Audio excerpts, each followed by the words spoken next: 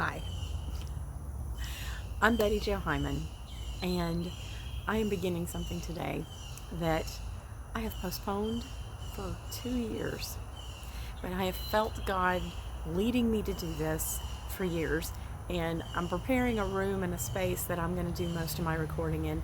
But I've been making excuses. I'm tired. I'm not feeling my voice is a little scratchy this morning. My room's not ready that I'm going to be doing my recording in. Currently, I'm recording outside, so you're hearing all the sounds of everything going on. There's a very, very loud bird that's making a lot of noise. And I just knew I had to go ahead and get it started. I am creating a channel to help all of us be able to apply the gospel to our lives every day. There is so much going on in this world right now. It is a broken world, and it is getting worse by the minute. And I can't stand by and do nothing anymore. I have been feeling a pull, a draw, a call, and I have got to fulfill that, even if it means standing in my unmowed backyard with old projects that are still on the edge of my yard and things like that I'm ashamed of. So obviously I'm not a perfect person. I'm letting you see I'm not a perfect person, and I'm gonna make mistakes. There's no question about that. I am not perfect, but I have loved the Lord my entire life. The first time I tried to read the Bible all the way through, I was 7. And I had a plan. I got one of those Bible cards that tells what you're supposed to read every single day, and I really got bogged down in the Old Testament. I should have started in the New Testament. There should be a Bible reading plan for kids because I tried so hard. But I was baptized when I was 8 because I knew that without Jesus, I was not saved. I was living in a position of peril, and if I was in a car accident, or if I knew that I was lost, because I now knew that my sin was there and I needed a Savior to save me. And that's a very early age to hit that. Well, next month, July of 2023, I turned 50. So I have lived this life. I have studied my Bible. I went to Christian college. That doesn't mean anything because there's a lot of people that get a lot of things wrong in Christian college. I'm just saying I have studied and truly studied and stayed with it my entire life. And so I might not have gone to seminary.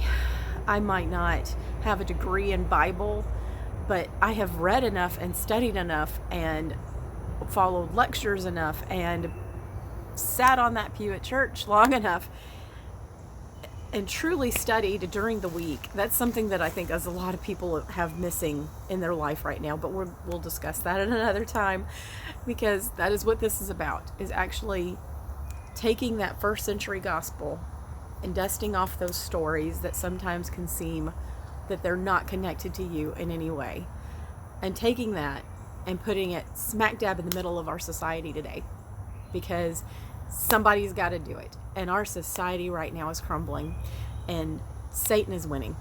Satan is winning, and we are supposed to be warriors. We're supposed to be fighting in this spiritual battle, and this spiritual battle is waging around us whether we like it or not.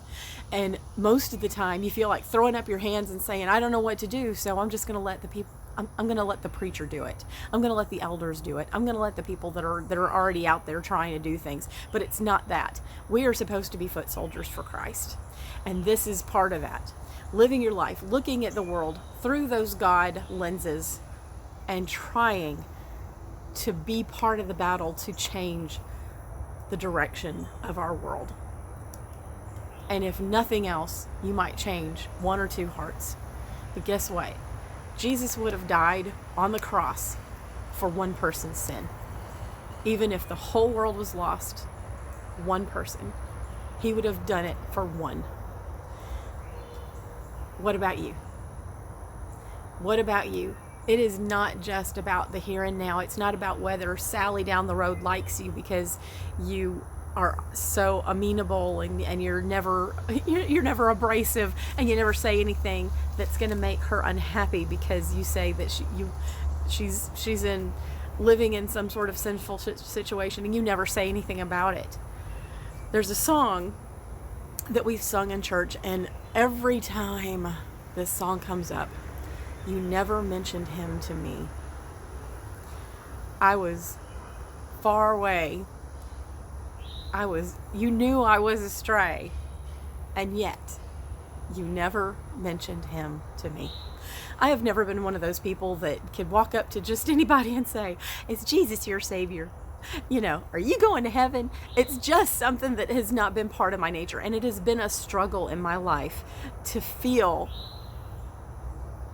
like I am sincere in that moment. I am sincere, but I feel like I'm putting on airs because it's not my words. It's not my way. This is going to be my way. This is my way. Living out loud. And I've also discovered that there are a lot of people that are going to try to shut down the light that God gave you.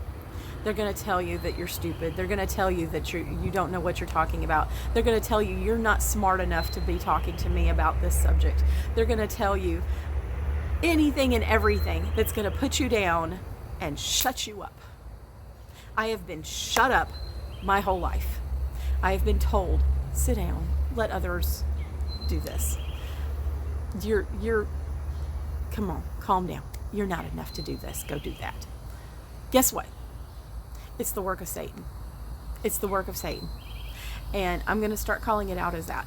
I am not going to let the light that God gave me in my heart and in my life be closed off, shut down, barricaded, hidden under a bushel, hidden behind a wall, hidden in the corner, sat down, shut up because somebody else said it. I'm not going to allow it anymore. And I hope that through watching these with me, that you will feel the same, that you will feel that drive. You can't be silent. I'm going to have a video soon that I'm feeling very passionate about. Is a silent Christian really a Christian? Because a Christian is going to take the steps to try to carry someone with them. In fact, I keep thinking of superheroes and, come with me if you want to live. Well, that might just be my tagline because I am trying my best to follow Christ and I have him in one hand. Come with me if you want to live and live to the fullest. That's the whole point of me starting this. So, if you want to know what Boundless Sunshine is, there it is. I hope you stick around. I hope you enjoy the lessons, but I also, I don't want you to just watch this and go away. I want you to feel the fire of God starting to burn within you, that you can't be silent anymore. We have been quiet for too long. Now is the time. Are you ready? Come with me if you want to live.